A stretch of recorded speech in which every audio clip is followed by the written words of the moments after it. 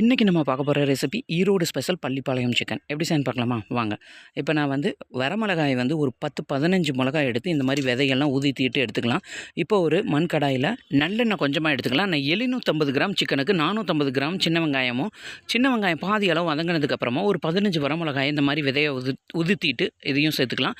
இப்போ நான் எடுத்து வச்சுருக்க சிக்கனையும் இதோட சேர்த்து தேவையான அளவு உப்பு போட்டுட்டு ஒரு 1/2 டீஸ்பூன் அளவுக்கு மஞ்சள் தூள் சேர்த்துட்டு கொஞ்சமாக கருவேப்பிலையும் சேர்த்து நல்லா மிக்ஸ் பண்ணிவிட்டு லிட்டை க்ளோஸ் பண்ணி ஒரு 3 நிமிஷம் நல்லா அந்த சிக்கன்லேருந்து தண்ணி பிரிஞ்சு வர வரையும் வேகட்டும். அதுக்கப்புறமா ஒரு கப் அளவுக்கு தண்ணி சேர்த்து நல்லா சிக்கனை மூடி வச்சுட்டு ஒரு 5லேருந்து 7 நிமிஷம் மீடியம் ஃப்ளேம்லேயே நல்லா வேகட்டும். வெந்ததுக்கப்புறமா தேங்காயை இந்த மாதிரி பொடி பொடியாக நறுக்கி எடுத்து வச்சுருக்கேன். அதையும் தேங்காய் சேர்த்து நல்லா மிக்ஸ் பண்ணி விட்டுட்டு ஒரு 3லேருந்து 4 நிமிஷம் சிம்லேயே வச்சுருங்க. சூப்பராக எண்ணெய் பிரிஞ்சு வந்துடும்.